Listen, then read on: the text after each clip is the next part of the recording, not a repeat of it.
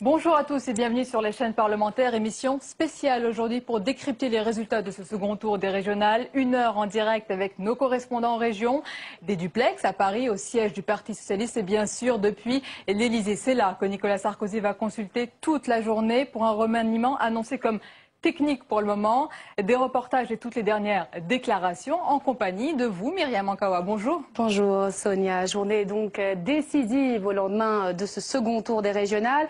François Fillon a rencontré le chef de l'État à l'Élysée ce matin. 1h20 d'entretien environ. Vous le voyez arriver sur le perron de l'Élysée sur ces images. On attend toujours les premières annonces, les premières conséquences de ce qu'il faut bien appeler la défaite de la droite. Et pour analyser ces résultats et se projeter dans les prochains jours, les prochains mois à venir, eh bien, deux politiques nous ont rejoints sur ce plateau. Benoît Paru, bonjour. Bonjour. Secrétaire d'État au logement. Et en face de vous, Pierre Moscovici. Bienvenue bonjour. À vous. Député socialiste du Doubs. Deux analystes, je le précise, Roland Quérol, politologue, et Frédéric Dabi de l'IFOP, nous rejoindront dans la deuxième partie de cette émission. Et avant de commencer les débats, on va regarder la nouvelle carte des régions de France. C'est bien que du rose. Sauf en haut à l'est, l'Alsace qui reste à droite. Au total, avec les départements d'outre-mer, 23 régions donc sur 26 ont été gagnées par la gauche. On va aussi rappeler le taux d'abstention légèrement inférieur au premier tour, près de 49%. Il semble donc que l'appel à la mobilisation par les différents partis a semble-t-il été entendu. On va voir à présent les résultats dans les grandes régions test avec tout de suite un sujet de Flora Sauvage. Les résultats de ce soir confirment le succès des listes de gauche. Nous n'avons pas su convaincre. J'assume ma part de responsabilité et dès demain matin, je l'évoquerai avec le président de la République. Comment reprendre la main après cette défaite électorale? Nicolas Sarkozy a réuni sa garde rapprochée à l'Élysée avant même les premiers résultats du scrutin connus. Avec 34% des suffrages contre 54% pour les PS et ses alliés, le président de la République a promis de tirer les leçons de ce scrutin. Il ne devrait procéder, selon son entourage, qu'à un remaniement technique de l'équipe de François Fillon. Pas question d'un grand chambardement a priori, pas question non plus d'un ralentissement des réformes. Si le second tour de cette élection confirme la défaite de la droite, elle peut se consoler en conservant l'Alsace avec 46% des voix. L'UMP gagne aussi la Réunion avec 45% des suffrages. Les Français ont donné ce soir une victoire sans précédent aux listes de la gauche rassemblée. La première secrétaire du Parti Socialiste a réussi son pari, remettre son parti en état de marche. Elle a effacé les divisions internes au PS et elle peut désormais prétendre porter les espoirs de la gauche en 2012. Mais elle n'est pas la seule à sortir renforcée de ce scrutin. Ségolène Royal, qui a été très bien réélue, ne s'écartera pas facilement du chemin. Enfin, ce scrutin signe le grand retour du Front National sur la scène politique. En région PACA, Jean-Marie Le Pen réalise son meilleur score avec 23% des voix. Si Nicolas Sarkozy est à nouveau candidat en 2012, il devra faire avec cet électorat qu'il avait réussi à séduire en 2007. Benoît Paru, Nicolas Sarkozy ne peut pas rester silencieux après ce second tour. Qu'est-ce que vous attendez très concrètement de la part du chef de l'État? Un infléchissement dans les réformes, un changement de casting ou un changement de cap complet? Changement de cap complet, non. Infléchissement, moins encore. Je pense qu'effectivement, le président de la République doit montrer qu'il a entendu ce qui s'est passé dimanche. De quelle manière, très concrètement? L'électorat, notamment de droite, l'électorat du premier tour, ne s'est pas prononcé. Les modalités de choix, c'est pas à moi de vous les donner, c'était évidemment à lui de les décider. Il y a déjà quelques éléments aujourd'hui, Benoît Paru. Quelle est votre réaction à l'ouverture qui semble se dessiner aux Chiraciens avec l'arrivée probablement au ministère du Budget de François Baroin? Comme vous venez de le dire très justement, il y a un probablement dans le mot que vous venez d'utiliser. Donc, ne commentons pas ce que ni vous ni moi ne savons pour l'instant. Il y aura un remaniement technique, il est annoncé. Laissez le président de la République et le Premier ministre en décider. Le président l'annoncera dans quelques jours ou dans quelques heures, on n'en sait rien. Mais pour l'instant, dans tous les remaniements, on en a tous vécu les uns les autres. Il y a beaucoup de gens qui discutent de ce que personne ne sait. Un remaniement, ça peut suffire pour répondre aux attentes? Il y a quelques mois, ou quelques années déjà maintenant, Nicolas Sarkozy s'était vanté d'être le DRH du Parti Socialiste. Moi, pour ma part, je ne veux pas être le DRH du gouvernement. Donc les histoires de remaniement, je vais dire, je m'en fiche un peu, étant entendu tout de même que ce qui se dessine ne paraît pas vraiment technique. Le seul remaniement d'ampleur apparemment serait le changement de Premier ministre, il n'est pas d'actualité, mais en revanche, je crois qu'il y aura des changements assez forts. Mais c'est pas l'essentiel, parce que quand j'entends Benoît Apparu, j'entends qu'il dit on garde le cap et puis on n'infléchit pas. Moi, je pense que vous vous trompez. Je crois qu'hier, il y a eu un message qui a été adressé par les Français qui était extrêmement net. C'est la sanction, c'est le rejet, c'est le désaveu. Un, d'une certaine façon de faire de la politique, et deux, d'une certaine politique. Et si Nicolas Sarkozy n'entend pas ça, s'il n'entend pas que derrière, il y a une colère sociale qui est en train de se manifester, que les réformes, telles qu'elles sont conduites, ne convainquent pas, je ne pense pas que l'idée de réforme soit condamnée. Je crois en revanche que certaines réformes ne passent pas, ne sont pas passées et ne passeront pas. Alors qu'est-ce que vous attendez comme geste très concret sur le fond de la part du chef de l'État? Écoutez, d'abord il y a un certain nombre de sujets qui sont à l'agenda politique qui, me semble-t-il, devraient être revus très profondément. D'abord ce débat sur l'identité nationale. J'ai entendu Éric Besson dire hier qu'il avait sa part de responsabilité. Il a sa part, mais le débat a sa part. Il a fabriqué du vote Front National. Il était censé l'éliminer. Il l'a au contraire ressuscité. Il y a tout ce qui concerne les retraites, bien sûr, qui va être le très grand rendez-vous devant nous. Et de ce point de vue-là, on ne peut pas faire n'importe quoi. Il y a les nez rouges. Et puis j'ajoute deux petites choses, si vous permettez, enfin deux choses importantes. La première chose, c'est qu'il y a sur l'indemnisation du chômage tout de même un grand chantier avec des centaines de milliers de gens qui vont se retrouver sans droit. C'est pas possible. Vous demandez l'indemnisation complète et totale et je demande un moratoire là-dessus, plutôt une prolongation. Et puis enfin, il y a la réforme des collectivités locales. On ne peut pas casser le thermomètre parce que le résultat n'a pas été celui qu'on qu'on souhaitait. Benoît Apparu, vous allez répondre, excusez-moi, vous allez répondre. Pierre Moscovici, vous nous donnerez aussi vos propositions sur ce sujet. On va d'abord rejoindre pour un court instant Hélène Risser qui nous attend en duplex depuis la rue de Solferino. Hélène qui est avec Benoît Hamon. C'est à vous, Hélène. Oui, donc je suis rue de Solferino où vient d'avoir lieu le point presse donc, du porte-parole du PS, Benoît Hamon. Alors Benoît Hamon, bonjour. Alors vous avez évoqué dans votre point presse le fait qu'il ne fallait pas faire de triomphalisme et vous évoquiez aussi la suite du programme en 3 mots, rénovation, projet et rassemblement de la gauche. Alors le rassemblement de la gauche, justement, c'est ce qu'évoque aussi Daniel Cohn-Bendit aujourd'hui dans Libération, dans son appel du 22 mars. Il appelle à dépasser les partis traditionnels sanctionnés par ce vote, selon lui, où l'abstention a été très forte. Qu'en pensez-vous ? D'abord, j'ai l'impression que c'est plutôt un appel qui s'adresse à sa famille politique, c'est-à-dire... Mais sur le constat... La sanction. Oui, d'abord je réponds aux écologistes, donc après moi je vais pas à m'immiscer dans la manière dont les écologistes doivent s'organiser pour l'avenir. Sur le fait qu'il y ait 50% d'abstention et que ça doit nous interroger tous, c'est évident. Mais qu'est-ce qu'il faut constater? Qu'il y a une forme de fatigue démocratique en France, d'épuisement démocratique. Pourquoi? Parce que d'abord, au sommet de l'État, on ne respecte pas la démocratie, en affaiblissant tous les contre-pouvoirs, en ne tirant aucune leçon des scrutins comme celui-ci, où 19 ministres ont été mis au tapis. Mais au-delà de ça, à force de répéter parmi les élites françaises qu'il n'y a qu'un seul chemin possible, qu'une seule réforme possible, il y a beaucoup de citoyens qui se demandent pourquoi se déplacer aux élections si au bout du compte, remplacer un ministre par un comptable aurait le même résultat. Nous avons essayé au contraire dans cette élection, et je crois qu'il faut la regarder comme telle, d'identifier les camps politiques à des propositions. Pourquoi est-ce que la gauche réussit un bon résultat? Parce qu'elle est identifiée au bouclier social, ce bouclier social que nous allons mettre en œuvre. Mais il faut faire de la même manière pour les années à venir. D'ici 2012, je ne pense pas que le problème de l'abstention puisse se réduire à une affaire d'appareil. D'accord, une remise en cause est partie. Alors il y a quand même la question du rassemblement que vous appelez, mais on voit même qu'au sein du PS, il y a discussion pour savoir de quel rassemblement il s'agit. Est-ce que c'est un rassemblement avec les alliés d'Europe Écologie sur le programme, voire sur le candidat avant 2012, ou alors chacun travaille dans son coin jusqu'en 2012 et puis éventuellement on se rassemble entre les deux tours. Dans quelle logique est le PS ? Plutôt dans une logique de rassemblement. Mais rassemblement. Oui. Mais le rassemblement, c'est pas comme ça tombe pas du ciel. Il faut travailler. On a une échéance importante qui est celle de 2012. Nous voulons organiser des primaires ouvertes à toute la gauche. Ouvertes à toute la gauche, si c'est possible, ça suppose de se mettre d'accord sur un projet commun. Et donc, toutes ces propositions, nous allons les faire à nos partenaires dans les mois qui viennent, et nous verrons avec eux de quelle façon ils souhaitent s'inscrire dans ce processus. Chose est certaine, chaque fois qu'on est rassemblé, on gagne. Chaque fois qu'on est divisé, on perd. Voilà. Donc on le sait, et c'est instruit par ces leçons-là qu'on va travailler dans les semaines qui viennent. D'accord. Merci beaucoup, Benoît Hamon. Merci Hélène, en direct donc depuis la rue de Solferino avec Benoît Hamon. Retour sur notre plateau avec deux nouveaux invités qui nous ont rejoints. Roland Querol, bonjour, politologue et professeur à Sciences Po. Également avec nous Frédéric Dabi, bonjour, directeur du département Opinion à l'IFOP. Benoît Apparu, on vous laisse répondre un petit peu à la question de Pierre Moscovici. Aux remarques, il disait si je peux résumer, qu'on a l'impression qu'hier, la majorité a changé ses mots, a changé sa communication en reconnaissant une défaite, mais pas de changement de cap. Est-ce que ça va être suffisant pour les Français? Mais parce qu'on n'a peut-être pas entendu la même chose sur le message de dimanche.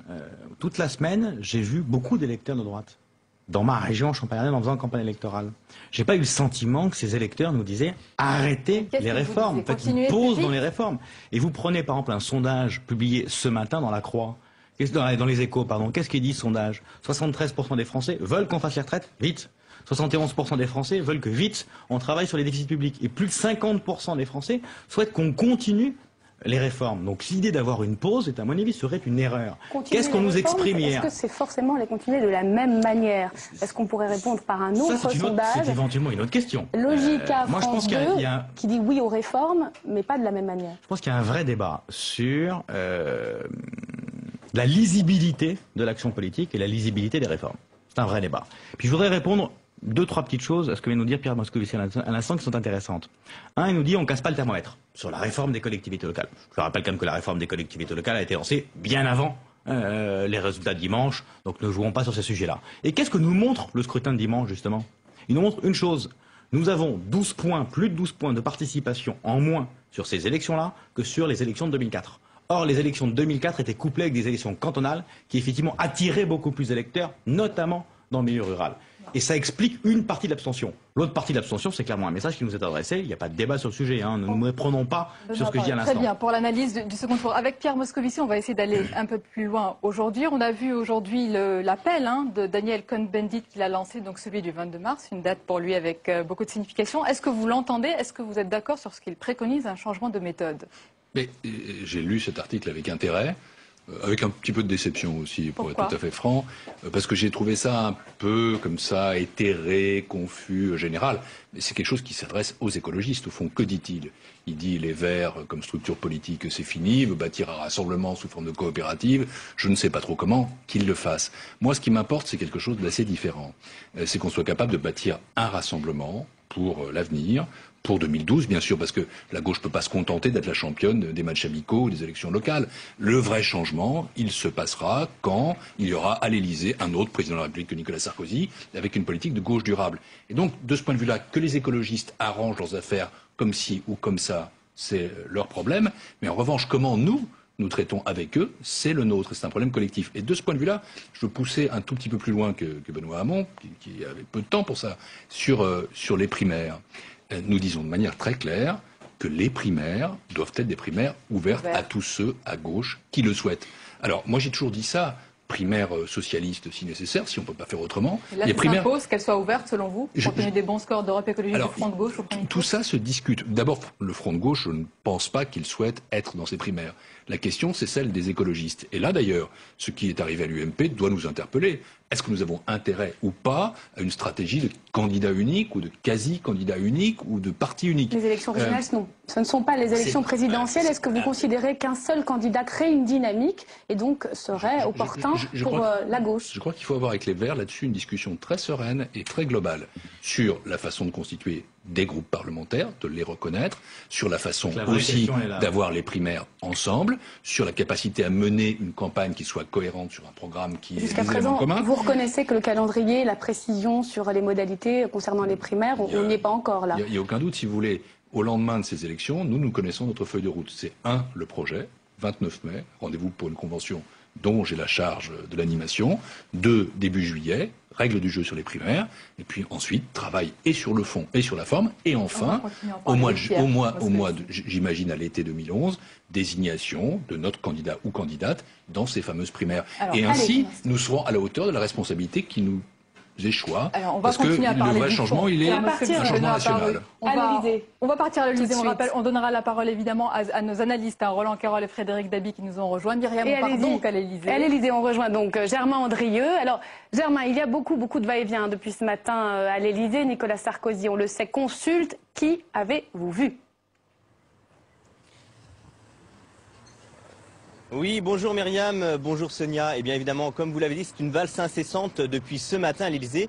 Et au moment où je vous parle, eh bien c'est Martin Hirsch et Éric Besson qui sont reçus à l'Élysée. Ils ont fait suite à Jean-François Copé qui a été reçu une demi-heure par le chef de l'État. Une réunion, vous l'imaginez, sous haute tension puisque Jean-François Copé ne cesse depuis ce matin de critiquer la politique d'ouverture ou bien la taxe carbone, une réforme, vous vous en souvenez, vivement contestée au sein de la majorité parlementaire.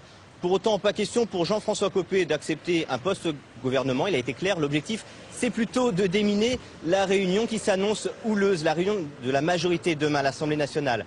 Et puis, parmi les autres rendez-vous importants, il y a bien sûr eu François Fillon. Il est arrivé à 9h précise. Il est resté 1h30 avec le chef de l'État.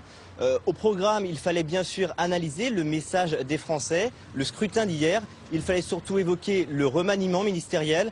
Alors, on se dirige plutôt vers un remaniement technique, comme l'avait annoncé Claude Guéant, le secrétaire général de l'Élysée. En clair, il y aura des ajustements, mais pas de grands bouleversements de l'équipe en place, a priori. Vous avez quelques informations à nous donner sur les éventuelles rumeurs concernant ce remaniement. On dit que Xavier Darcos serait sur le départ, Germain.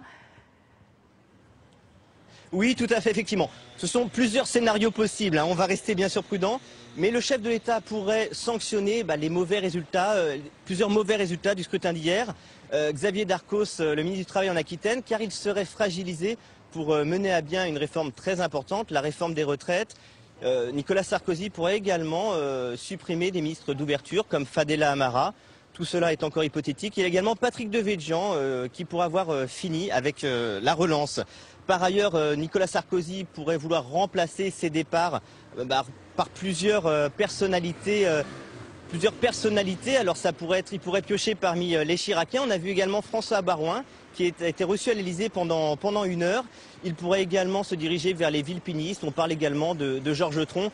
Tout cela, pour le moment, ne reste bien sûr que des hypothèses. C'est à prendre avec beaucoup de si et donc au conditionnel. Je voudrais finir par du concret. Dans les prochains rendez-vous qui sont annoncés, Nicolas Sarkozy devrait recevoir les présidents des 2 assemblées, donc Bernard Accoyer et Gérard Larcher, ainsi que les 2 présidents des groupes majoritaires. Il y aura Gérard Longuet et Jean-François Copé qui sera reçu une seconde fois normalement cet après-midi. Merci beaucoup. En direct de l'Élysée, Germain, merci. Alors, retour sur le plateau. Roland Quérol, quelle marge a aujourd'hui Nicolas Sarkozy? Parce qu'il doit montrer qu'il a entendu le message des Français, bien sûr, et ne pas bouleverser toute la seconde partie de son quinquennat. Ouais, ce qui est compliqué, c'est de savoir qu'est-ce que c'est ce message. On voit bien que Sarkozy a fait l'objet d'un vote de protestation. Il y a l'abstention, il y a la montée de la gauche et la montée du Front National. Il y a 3 indices forts. Mais il tire dans des sens différents. Au fond, il y a 2 grands messages qu'on croit décoder à travers le scrutin et l'ensemble des enquêtes d'opinion qui l'ont accompagné. Il y a un, et ça me paraît le plus important dans l'électorat, ça ne va pas économiquement parce que ça ne va pas socialement pour nous. On avait espéré que la vie serait un peu meilleure en 2007 en votant Sarkozy en majorité. Le compte n'y est pas. Il y a eu la crise entre-temps, le compte n'y est pas, il y a le chômage, il y a les craintes sur l'avenir immédiat des enfants. Qu'est-ce que vous pouvez faire pour nous garantir que votre politique économique, elle va finir par nous sortir de la crise et nous en sortir vers le haut? Ça, je crois que c'est le message fort. Puis il y a un autre message qui est peut-être un peu plus fort chez les militants, chez les élus, chez les 4 dirigeants de l'UMP, qui est, ça suffit l'ouverture, revenons à ce qu'ils appellent nos fondamentaux. Je ne sais pas très bien ce que ça veut dire, mais je crois que ça veut dire aux valeurs fondatrices de la droite, une droite décomplexée, faisons attention aux problèmes de sécurité. Et je pense que c'est pas totalement compatibles, ces 2 messages. Je crois qu'il faut maintenant donner une posture à la politique du pouvoir, que Nicolas Sarkozy doit adopter une démarche, y compris de communication, qui mette l'accent sur l'un ou l'autre. Mon sentiment, c'est que la demande de la grande majorité des Français et de son propre électorat, c'est, comme disait Benoît Apparu, une lisibilité plus grande de la politique économique. Je ne pense pas qu'il puisse en changer. Je ne pense pas qu'il ait de l'attitude d'action pour en changer. Mais je crois qu'il faut qu'il montre que l'ensemble de ce qu'il fait, toutes ces réformes qui paraissent un peu vibrillonnantes, elles ont un cap, qu'on voit à quoi ça sert et que ça servirait à nous, les électeurs. Jean-François Copé a parlé d'un nouveau pacte majoritaire aujourd'hui avec les Français. Qu'est-ce qu'on met dedans? Ça, il faudra lui poser la question. Je ne suis pas Jean-François Copé, ça vous aura pas échappé. Votre majorité, évidemment, mais là-dessus, je ne vais pas reprendre les mots de Jean-François Copé. J'imagine qu'il vous expliquera en temps et en heure ce qu'il appelle ce nouveau pacte. Moi, je crois vraiment une chose, c'est que et je partage totalement l'analyse de Roland Quérol. Vous avez une donnée de la campagne présidentielle. Cette campagne présidentielle s'appuie essentiellement sur une chose, c'est le volontarisme politique est de retour. Et vous avez un deuxième élément très important, c'est une campagne sur le travailler plus, gagner plus. Donc une promesse de campagne qui est de dire avec moi vous aurez plus de travail et plus de pouvoir d'achat en bout de course. C'est vrai qu'entre-temps vous avez juste un truc, détail, qui s'appelle la crise et qui effectivement change profondément le paysage économique. Crise, hein, pour moi c'est un vrai vote de crise. Je reprends ça, c'est effectivement un vote de crise. Il y a une inquiétude chez nos compatriotes qui est forte, qui est légitime. Et effectivement c'est la question de dimanche soir, c'est qu'est-ce que vous faites pour nous sortir de la crise ? C'est ça la question fondamentale. Et je rejoins complètement cette analyse. L'analyse pour moi du scrutin qu'on doit avoir dimanche, c'est en gros une analyse, scrutin de crise, résultat de crise, interrogation sur cette promesse d'une vie meilleure, comment vous allez pouvoir la tenir alors que nous sommes en crise. C'est ça la vie. Pas la bandeau, c'est juste la crise la plus importante du XXIe siècle. C'est pas insignifiant quand même. Je voudrais pour le moins nuancer ça. La France est en crise, c'est un vote dans la crise. Je ne pense pas que ce soit un vote uniquement dû à la crise. Et je crois que vous vous tromperiez en ramenant ça à un effet conjoncturel, en style ça allait bien avant, ça ira mieux après. Faisons le dos rond et puis on passera ça. C'est un vote qui est à la fois très social, là, je pense que c'est comme la demande principale et qu'elle est inter-électorat, et puis c'est un vote qui est aussi très politique. Vous savez, moi je suis élu du Pays de Montbéliard, c'est une région extrêmement ouvrière. Et on a assisté à un phénomène sur lequel j'aimerais d'ailleurs connaître l'avis de nos politologues, que j'avais jamais vu, c'est-à-dire la montée entre les deux tours, en triangulaire, du Front National. Attendez une seconde. On a le même schéma rural. Attendez une seconde. Dans un électorat ouvrier. Et cet électorat, je le connais. C'est une circonscription, la mienne, qui n'avait jamais voté à droite sous la Ve République. Elle l'a fait une fois, en 2007. Et je les connais, ces ouvriers, qui à l'époque disaient « La France qui se lève tôt, c'est moi. La France qui travaille dur, c'est moi. Travailler plus pour gagner plus, c'est moi. » Et vous savez, quand la droite, dans cet électorat-là, a fait 25%, alors qu'elle faisait 54% à la présidentielle, c'est qu'il y a un vrai sentiment d'abandon, de trahison, de déception des promesses. Et c'est pas uniquement en disant la crise qu'on s'en sort. Il faut la répondre. La gauche est en train de repartir à la conquête, ou en tout cas à la rencontre de cet électorat. Ça a été fait en partie hier. Il reste beaucoup d'abstention. Il reste les électeurs du FN. Mais je pense que c'est là où se joue la poursuite. On va se tourner vers le sondeur. Frédéric Dabi, comment vous expliquez qu'entre les deux tours, le Front National ait progressé de 500 000 voix, là où il était qualifié? C'est vrai que c'est un phénomène très très rare. Lorsqu'on regarde les triangulaires de 97, les 17 triangulaires de 2004, qu'est-ce qui se passe entre les deux tours? Le Front National voit son score s'éroder légèrement ou progresser légèrement parce qu'il y a des listes d'extrême droite concurrentes, par exemple le MNR en 2004. Là, on a vu dans quelques régions une très forte montée, 6 points en Languedoc-Roussillon, 4 points en PACA. C'est aussi un signe supplémentaire, Roland Quérol, on parlait, du désaveu que touche Nicolas Sarkozy, qui avait réussi à capter une partie du vote frontiste en 2007. Il semble qu'une partie soit revenue au bercail du Front National. Est-ce qu'on peut dire que face à une UMP qui est un peu déboussolée et même groggy, est-ce que le Front National ne se retrouve pas presque en situation d'occuper le rôle de la droite traditionnelle? Bah oui, il reprend des couleurs. Moi, vous savez, je crois que cette histoire d'entre-deux tours est largement liée, c'est mon hypothèse, à la communication qu'a fait l'UMP le soir du premier tour. Il s'est rien passé, c'est de la faute des présidents socialistes, les gens ne sont pas allés voter, cette élection... les gens, ils envoient un message et ils sont devant des gens qui disent « mais il n'y a pas de message ». Ah, t'as pas entendu le message? Alors je vais te le faire plus fort. Et on vote Front National. Avec en plus une thématique sécuritaire qui a été remise avec le recul. Ce n'est pas une question de regret ou de pas regret. On peut s'interroger les uns et les autres sur un message qui a été passé. C'est trop tard, le truc a été fait. On ne supporte pas ces éléments de langage, comme on dit. Tout le monde répète la même chose. C'est les mêmes à droite qu'à gauche, donc de grâce, les éléments de langage là partout. Et permettez-moi de vous dire une chose. Si hier soir... On est un peu moins formaté, ça je vous assure. Il y a encore plus de liberté peut-être, davantage de conflits. On l'a vu hier dans cette déclaration de Ségolène Royal dont on va parler tout à l'heure. Moins une chose, si effectivement dimanche soir ou dimanche d'avant ça avait été la cacophonie à droite, vous auriez dit quelle horreur, c'est la cacophonie à droite. Tout le monde a dit la même chose, mais tout le monde d'une certaine manière. Si on fait la même analyse, c'est peut-être pas la mauvaise chose. Et effectivement, là encore, dès lors qu'il y a une accentuation qu'il y a une montée du Front National, qu'il y a une abstention qui régresse, mais qui vient pas suffisamment chez nous, ça veut dire qu'entre les deux tours, on n'a pas été super bon. On acte là-dessus. Mais nous interrogeons pas sur qu'est-ce qui s'est passé entre les deux tours. Regardons plutôt quelles sont les conséquences politiques qu'on peut en tirer pour la suite. Et moi, il y a un élément qui m'importe et que je trouve très intéressant. Il faudrait que les politologues, nous donnent un point de vue là-dessus. Le Front National a baissé à partir du moment où on a eu une période de croissance plus forte en France et une baisse du chômage en France. Avec la crise, c'est le retour de l'inquiétude. Quelle est la corrélation entre la remontée de l'inquiétude française, des peurs françaises, liées notamment au chômage, liées à la crise sociale qu'on évoque à l'instant, et la remontée du Front National?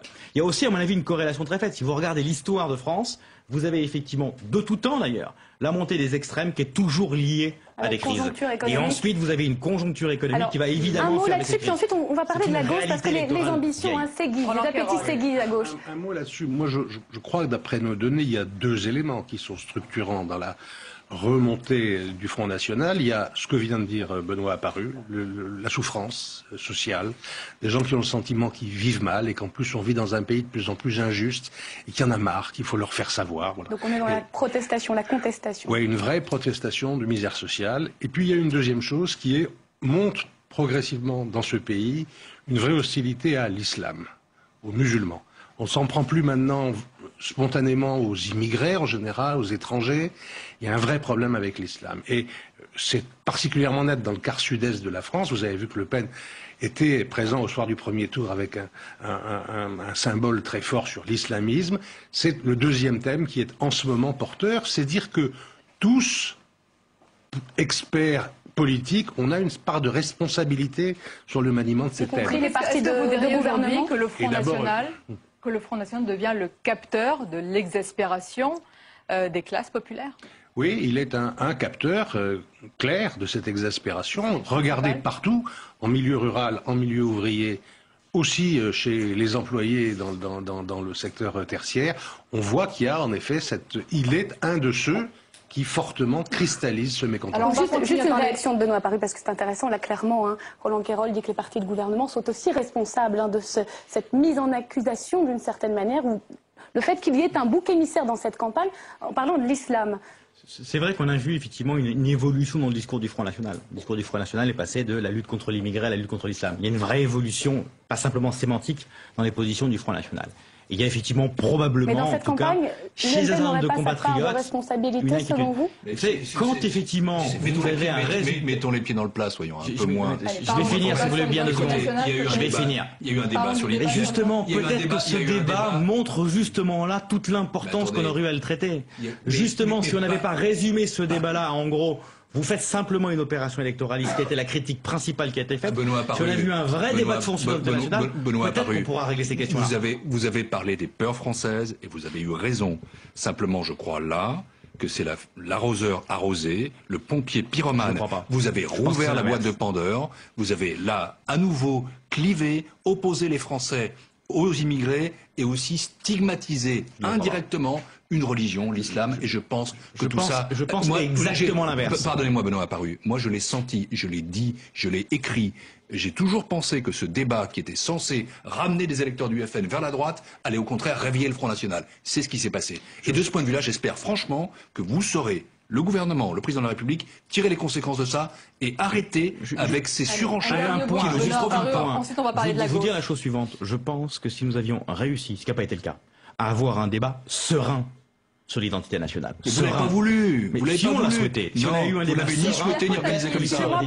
Quand vous parlez d'un débat qui n'est pas serein. Non, mais je pense sincèrement, mais là encore, on a une part de responsabilité. Évidemment qu'on a une part de responsabilité. Je crois simplement que l'idée qui consiste à dire voilons-nous la face, faisons l'analyse qu'effectivement il y a peut-être une question qui est en train de monter, dont je ne partage évidemment pas les conclusions sur l'islam en France. Si on ne traite pas cette question par un débat autour de l'identité nationale, on ne réglera pas la question. Alors, on a beaucoup parlé de la droite, on a beaucoup parlé du Front National, on va quand même parler de la grande gagnante d'hier, c'est quand même la gauche et en particulier le Parti Socialiste. On va d'ailleurs écouter, on va entendre Martine Aubry qui s'est exprimée ce matin, notamment sur Ségolène Royal, qui est l'une des grandes gagnantes de ce scrutin. Écoutez, moi j'ai toujours dit que Ségolène Royal avait un statut à part. C'est notre ancienne candidate à la présidence de la République, donc elle se situe un peu au-delà de nous, si je puis dire, en dehors de nous. Moi, j'attends toujours que Ségolène vienne au cœur du Parti socialiste. Elle a toute sa place et elle le sait très bien. Voilà, maintenant, moi je respecte les choix des uns et des autres. Est-ce que vous vous félicitez de l'excellent score de Ségolène Royal? Est-ce qu'il faut qu'elle revienne dans le giron du parti? Et je me félicite de son excellent score, comme de l'excellent score de tous les présidents socialistes. Et je l'ai toujours dit pour ma part, demain il y a une réunion du Bureau national avec tous les présidents socialistes. J'espère que Ségolène Royal sera là parce qu'elle est une présidente socialiste du Conseil régional, parce qu'elle était soutenue par eux. Mais si la question sous-jacente, c'est est-ce que la cacophonie va reprendre, la querelle des égos, etc., je ne vais pas vous faire de langue de bois. Il y aura une vraie compétition entre les socialistes pour savoir lequel ou laquelle d'entre eux sera le candidat ou la candidate à l'élection présidentielle.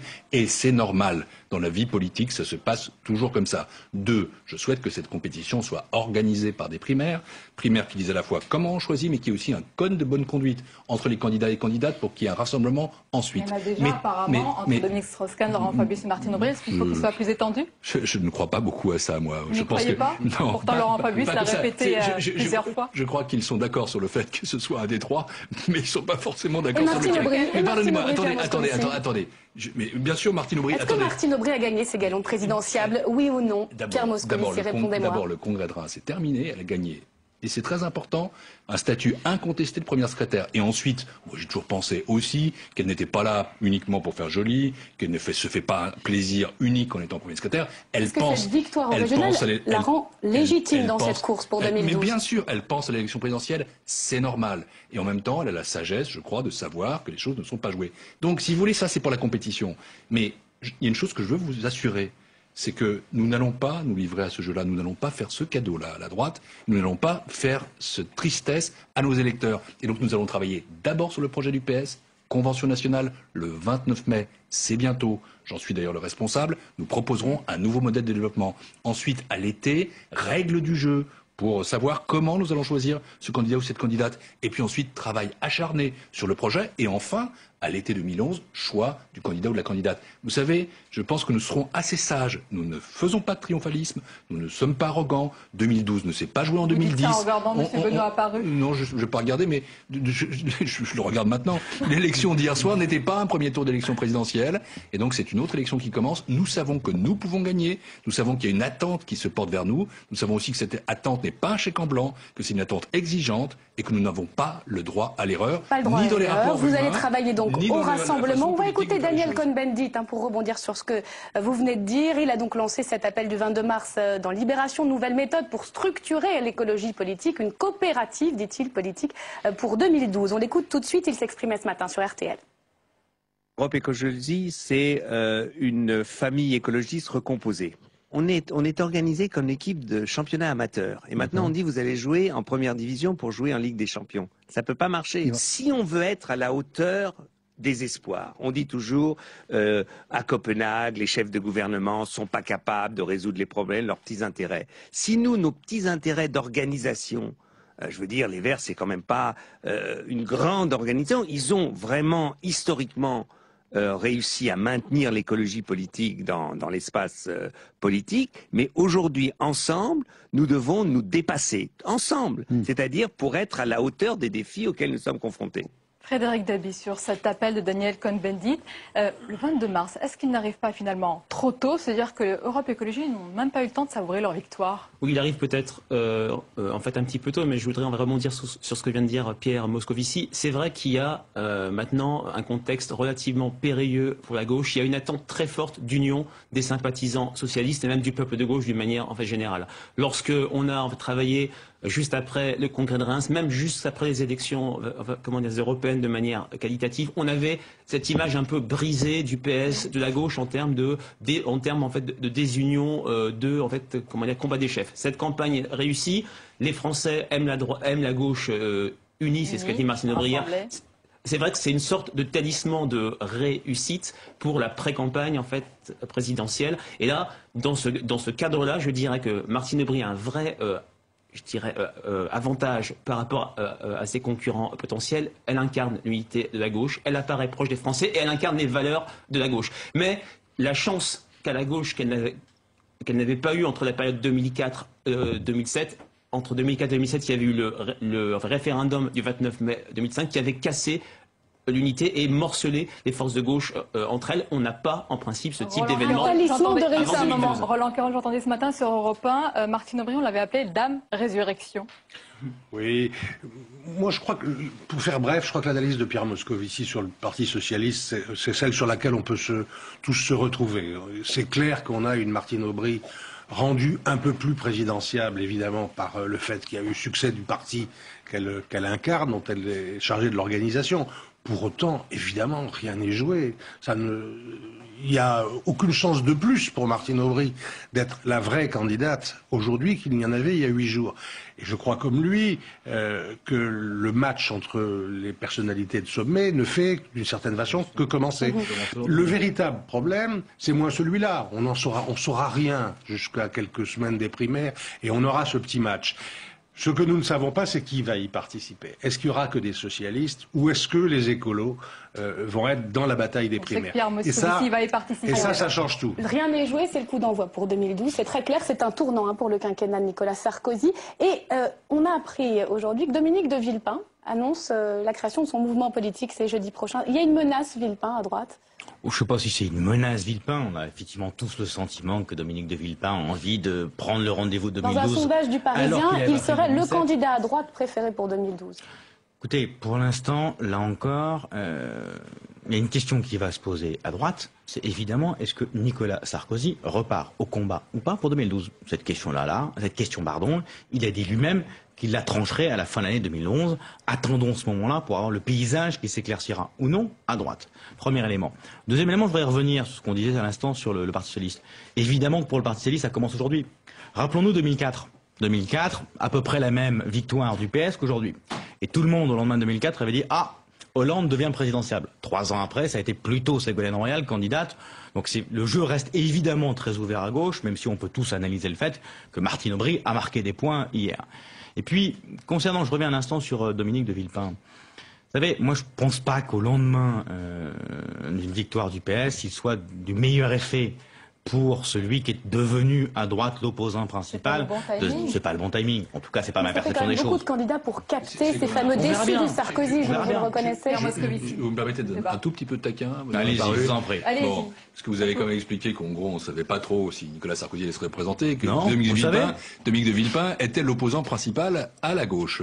Non, à la droite. Au sein de la droite. Ah bon? Au sein de la droite. Donc vous le qualifiez comme tel. C'est-à-dire que vous êtes en train, comme ça, de commenter la façon dont la gauche se déploie. Nous saurons maîtriser ça, je pense, beaucoup mieux qu'eux. Pour une raison simple, c'est parce que nous nous parlons, même si nous ne sommes pas d'accord, et que nous aurons justement une règle du jeu, un code de bonne conduite. Et ça, c'est très important. Parce que c'est vrai qu'en 2004, on a fait à peu près les mêmes régionales. Elles sont quand même 4-5 points au-dessus cette fois-ci. Et ça change parce que vous vous souvenez qu'il nous a manqué de 3 points à la présidentielle. Donc c'est quand même assez important. Mais en même temps, nous devons tirer les leçons de ce que nous n'avons pas fait alors. C'est vrai qu'il y a eu le référendum qui nous a cassé en deux sur un sujet fondamental, l'Europe. Nous n'aurons pas cet écueil. Mais 2, la primaire a été un peu bricolée et personne n'a fait l'effort à ce moment-là de la réconciliation. Ni la candidate qui n'a pas appelé ses rivaux, ni ses rivaux qui ne l'ont pas soutenu comme ils le devaient.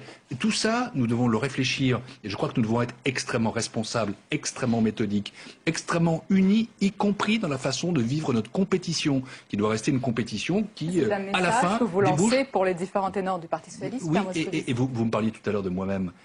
C'est quelque chose que je respecterai très scrupuleusement. Si je suis candidat aux primaires, je le déciderai au moment venu, c'est-à-dire au début de l'année 2011 sans doute. Soyez certain d'une chose, c'est que je m'engagerai dans ce combat à la fois avec l'idée de le gagner, mais aussi avec l'idée, si je ne le gagne pas, de soutenir complètement mon camp. Parce que honnêtement, ce que les Français attendent de nous, vous parliez d'unité, c'est le changement en 2012, et ça ne passe pas, ça peut passer par une compétition, ça ne passe pas par une fracture. Pour rebondir sur ce grand rassemblement à gauche, Frédéric Dabi, on n'a pas parlé du front de gauche.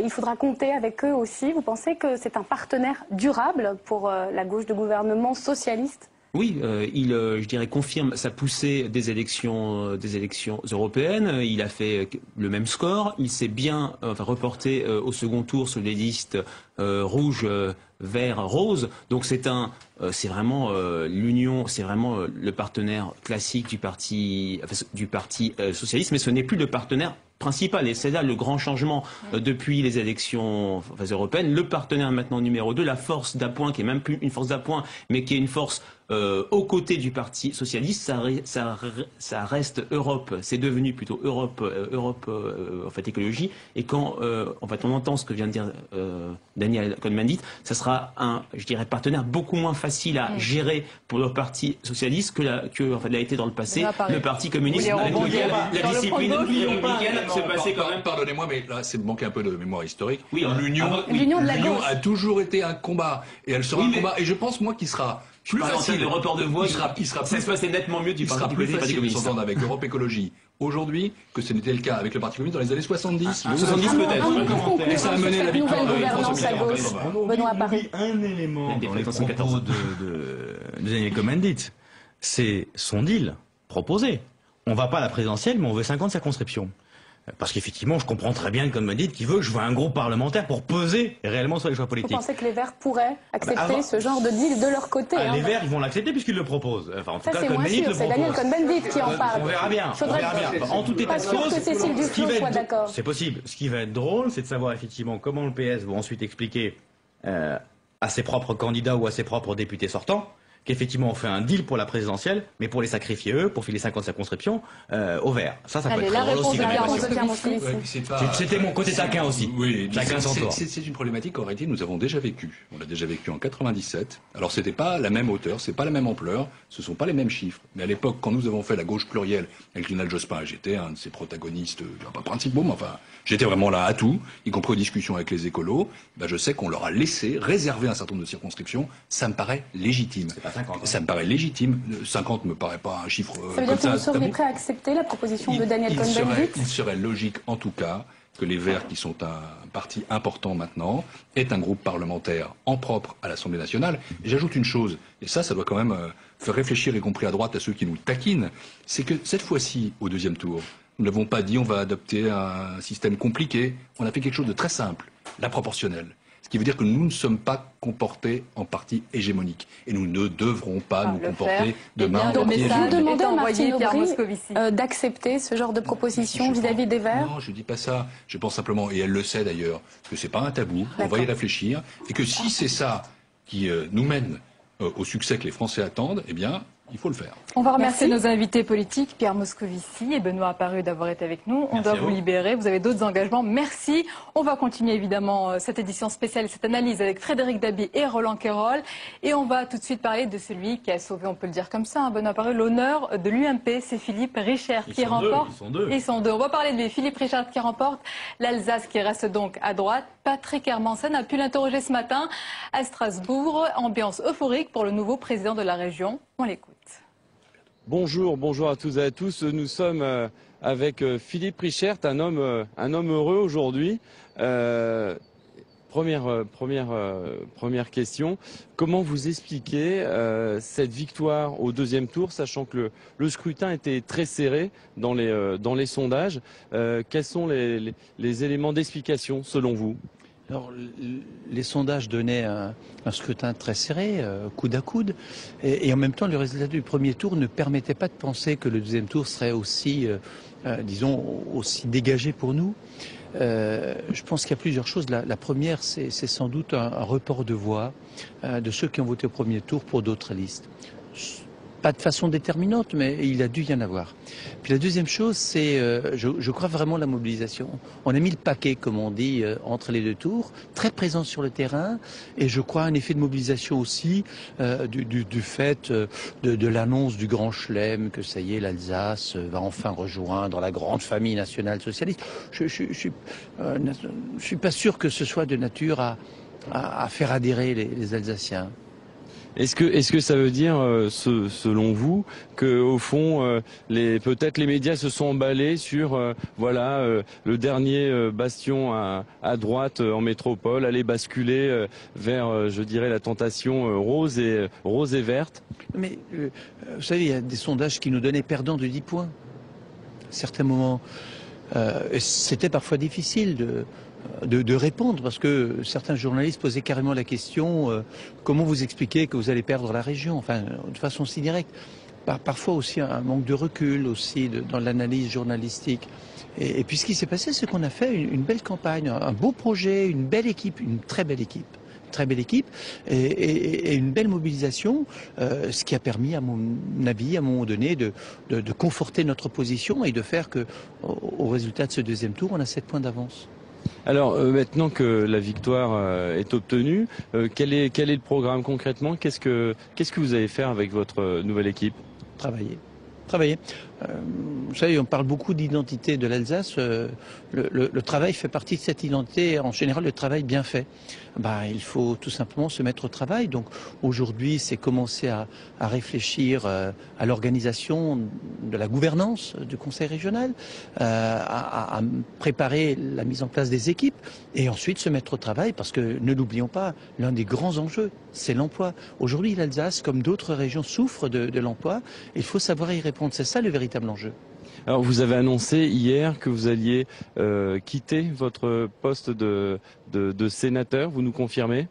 Je vous confirme que je resterai jusqu'au vote des lois sur la décentralisation, la réforme institutionnelle, et je quitterai ensuite le Sénat pour me consacrer totalement à la région Alsace. Oui.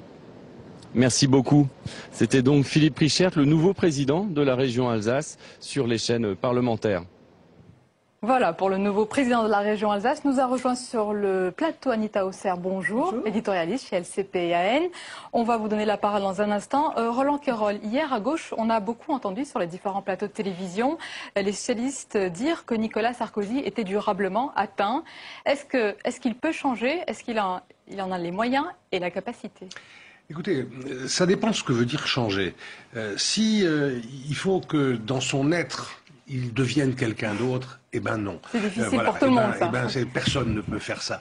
C'est vrai qu'il y a une dimension dans les critiques qui sont adressées à Nicolas Sarkozy, il y a une dimension, il n'est pas complètement président tel qu'on l'imagine, il n'a pas bien endossé les habits présidentiels. Bon, il va sans doute là faire un effort pour présidentialiser un petit peu plus son image. Mais je vous assure, je ne pense pas que ça soit la critique essentielle. Je crois que la critique essentielle, elle est, comme on l'a dit tout à l'heure, sur le plan social, sur le plan des résultats en matière d'emploi. Si en plus, du point de vue du style, il paraît un peu moins sautillant et s'il donne une image de plus grand sérieux, c'est très bon à prendre pour le public, mais ce n'est pas le cœur de la critique. Et sur le terrain social, la désespérance sociale, il y a ce troisième tour qui va se jouer dans la rue demain, grève à l'appel de tous les syndicats pour l'emploi, le pouvoir d'achat. Vous qui observez un peu les sondages, qu'est-ce que ça va changer? Ça va forcément ouvrir sur des réponses au plus haut niveau. Ça fait le lien avec ce que vient de dire en fait Roland. Les critiques sur le président touchent parfois le style, l'incarnation de la fonction, mais ce qui est absolument majeur, là où il est le plus bas dans nos différents baromètres en fait politiques, c'est le fait qu'il mène une mauvaise politique sociale, ce qui prête le flanc. Et depuis le début du quinquennat, depuis le bouclier fiscal, qui est une sorte de péché originel en fait, du quinquennat, à l'image d'un président qui mène une politique injuste, qui favorise plus les riches que les pauvres. Et c'est ça nettement plus que telle ou telle excentricité, incarnation un petit peu différente par rapport à ces différents en fait prédécesseurs de la fonction présidentielle. Et c'est vrai qu'on parlait beaucoup, pour faire un petit en fait, parallèle de la présidence Giscard d'Estaing, il a perdu en 80, non pas parce qu'il incarnait aussi différemment la fonction en fait, présidentielle, on parlait d'un monarque, mais parce qu'il y avait une crise économique majeure, un chômage de 2 millions de chômeurs et une inflation de chiffres. Il a perdu à cause de ça et face à une gauche rassemblée qui a promis de créer 1 million d'emplois. Alors Anita, on va conclure avec vous des fêtes de la droite, on l'a dit, des fêtes du sarkozysme précisément, vous pourriez le dire? Ben oui, on l'a déjà dit, Nicolas Sarkozy va devoir revoir sa copie, mais je ne sais pas dans quelle direction exactement. Je vais citer un sondage de l'Institut CSA qui est publié ce matin par le Parisien. 54% des Français souhaitent qu'il change de style et qu'il se montre plus présidentiel. Je crois que la question a été largement évoquée. Il a parfois regardé le côté père de la nation d'un président. Eh ben non, je crois que les Français ont un peu besoin de cela. Mais Nicolas Sarkozy va surtout devoir faire des choix, des arbitrages, et là, ce sera très très difficile sur le rythme et sur la nature même des réformes. Il faut une accélération pour les uns, une pause pour les autres et carrément un arrêt pour les troisièmes. Et là, 3/3 pratiquement. 33% des Français qui souhaitent un ralentissement, 28% le même rythme et 27% une accélération. Alors là, effectivement, il va y avoir des arbitrages très difficiles. Et puis, sa stratégie politique. Toujours l'ouverture, hein. On sent qu'elle n'est pas passée auprès de l'électorat de droite. Alors, par exemple, en Alsace, où l'Alsace qui est la seule région qui reste à droite, eh bien, il y a un ministre alsacien, c'est un ministre d'ouverture. Est-ce qu'il va donner un signal à la majorité alsacienne en nommant une autre personnalité? C'est une question qui est posée aujourd'hui alors qu'on est en train de rebattre les cartes du gouvernement. Et puis, la stratégie avec le centre.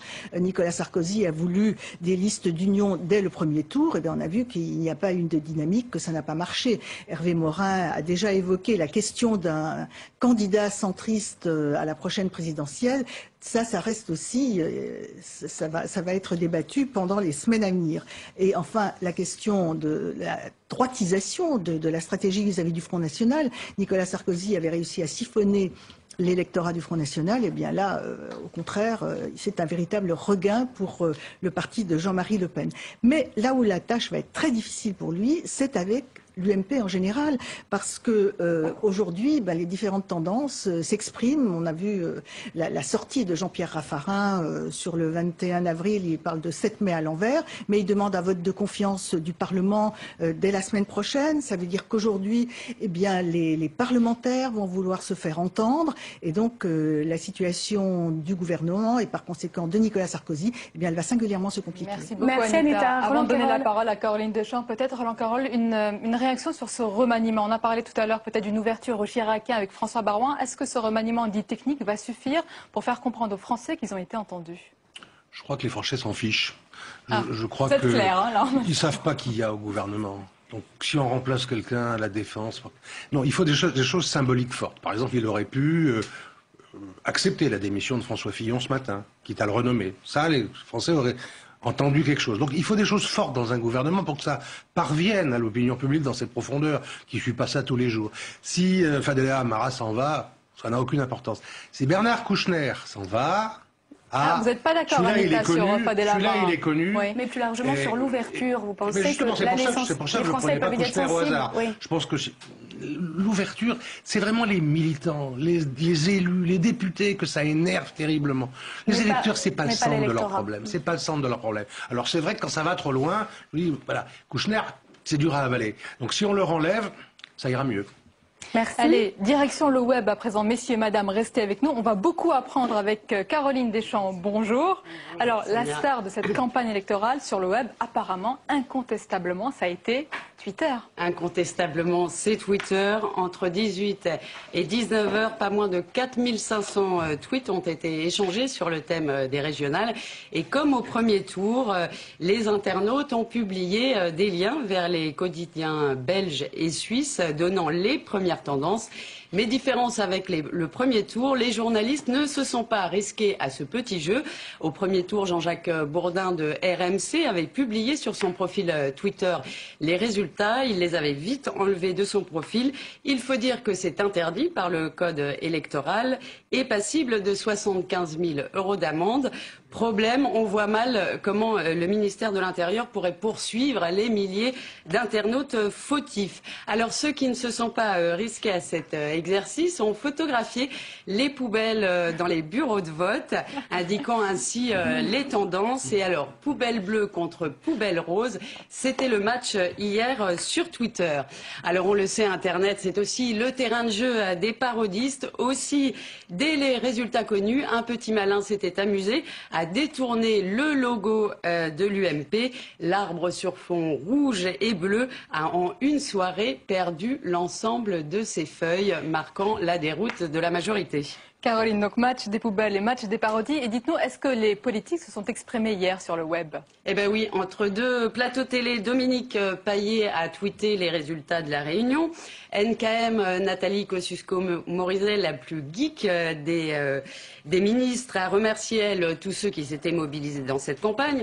De son côté, Arnaud Montebourg, lui, reste prudent. Il écrit, je cite, « Une de ces victoires dont nous avons appris à nous méfier, souvenir de 2004 à 2007. Nous avons démontré notre capacité à nous unir, déjà ça. Mais c'est surtout Jean-Pierre Raffarin qui se lâche sur son blog avec un billet au vitriol publié dès hier soir. L'ancien Premier ministre décrit, je cite, un printemps à l'envers et parade en écrivant les accusés de 2004, à savoir lui, reçoivent un non-lieu en 2010. Le sénateur qui salue, il faut le souligner, le score de Ségolène Royal au passage, appelle l'UMP à fonder un nouveau projet, rien de moins. On est loin de la positive attitude. En revanche, pas un mot sur la page Facebook de Nicolas Sarkozy, alors qu'il s'était exprimé au premier tour. No comment. Exactement. Alors Caroline, de manière plus globale, quel bilan on peut tirer de cette campagne des régionales sur Internet? Alors, ce qu'on peut dire de ces régionales, ça a été pour les partis politiques en quelque sorte un galop d'essai, un laboratoire sur le web. Le PS et l'UMP avaient lancé leurs réseaux sociaux peu avant la campagne, les créateurs des possibles pour la majorité et la COPOL pour le Parti socialiste. Mais on peut dire que ça n'a pas été un grand succès. Et même si ça a été présenté comme une petite révolution, on est loin de la stratégie web d'Obama. Plusieurs expériences auront été tentées, comme celle de Julien Drey, qui proposait de suivre son road movie de campagne en vidéo live, avec la possibilité pour les internautes de réagir en direct. Mais ce sont surtout les écolos qui ont eu une stratégie assez offensive sur le net, avec une pléthore de sites, certains parodiques. Dernier fait d'armes, l'appel du 22 mars de Daniel Cohn-Bendit, dont le site participatif était en ligne dès hier soir.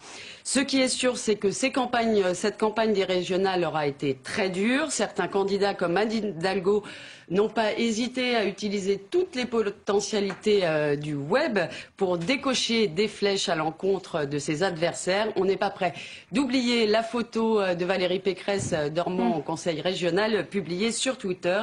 Et puis pour finir, sur le terrain, cette campagne aura été harassante, comme pour Pierre de Saint-Ignon, tête de liste dans le Nord, qui jeudi dernier piquait une très grosse colère devant une salle vide. Regardez. Regarde, mais mon Dieu, on est à 2 jours d'une élection, il n'y a pas un jeune pour l'emploi des jeunes dans le quartier où il y a le plus de chômeurs, mon Dieu. On ne va pas se dire que ça marche quand même. Enfin, il ne faut pas se raconter des histoires entre nous. Alors tu dis que t'en fous et tu le dis, mais on ne va pas se raconter des histoires entre nous. Hein, parce que moi, j'ai trimé comme un malade depuis 2 mois, nuit et jour, 7 jours sur 7 pour faire la campagne. C'est le seul endroit où c'est. J'étais à Dèvres avant-hier soir. Dèvres, tu sais où c'est à 1h30 de Lille, au fin fond du Pas-de-Calais. Il y avait 50 jeunes pour débattre. On est à Lille Sud, il n'y a pas un mec. Et ça marche. Caroline. Ouf, la campagne est terminée. Merci Caroline. Peut-être une réaction tous, parce que je vous voyais sourire un petit peu à ce qu'on peut voir sur le web par rapport à cette campagne Roland Garros. Moi, je trouve, en effet, vous l'avez bien dit, que c'est un galop d'essai. On sait bien que dans la présidentielle, ça va être important et tout le monde s'y prépare. Alors c'est un galop d'essai, il est amusant, il est quand même encore un peu médiocre, je trouve. On n'a pas vu des choses extrêmement bien faites, extrêmement marrantes, extrêmement dérangeantes. Ça prend pas encore des masses. 4500 sur Twitter, c'est un joli chiffre, mais c'est pas grand monde, c'est un gros village, c'est tout pour le moment. Donc on sent ce que ça a comme potentialité, on sent encore la difficulté du personnel politique français à s'en servir vraiment, quoi. Un laboratoire jusqu'ici, ça reste faible, ça reste, je dirais, en fait, limité par rapport aux instruments classiques d'une campagne en fait électorale, un meeting, un débat en fait électoral, une émission télévisée, mais c'est clair que c'est l'avenir. Et puis il y a quand même l'exemple en fait, d'Obama qui, je dirais, titille et interpelle toute une série d'hommes et de femmes politiques. Anita Hausser, le mot de la fin. Je voyais sourire sur le blog de Jean-Pierre Raffarin. Ah oui, moi son blog, son billet m'a vraiment fait rire parce que c'est vraiment le coup de pied de l'âne à François Fillon, c'est la vengeance par rapport à... Oui, 6 ans après, il n'a rien oublié parce qu'à l'époque, il avait été vilipendé après l'échec des régionales de 2004. Et alors là, il lui en balance une, comme on dit, mais bien senti. Merci. Merci beaucoup. Merci à tous. Merci Merci Caroline Deschamps. Et merci évidemment à vous de nous avoir suivis. Merci beaucoup Myriam d'avoir intervenu avec nous aujourd'hui. Pour aller encore plus loin et recueillir les réactions à l'éventuel remaniement attendu pour ce soir ou dans les prochains jours, évidemment, vous avez rendez-vous à 20h30 sur LCP. Et puis j'aurai Sonia Mabrouk ce soir à 22h. Exactement. En direct sur Public Sénat. Voilà, pour une édition spéciale. Merci à beaucoup et bonne journée sur les chaînes parlementaires.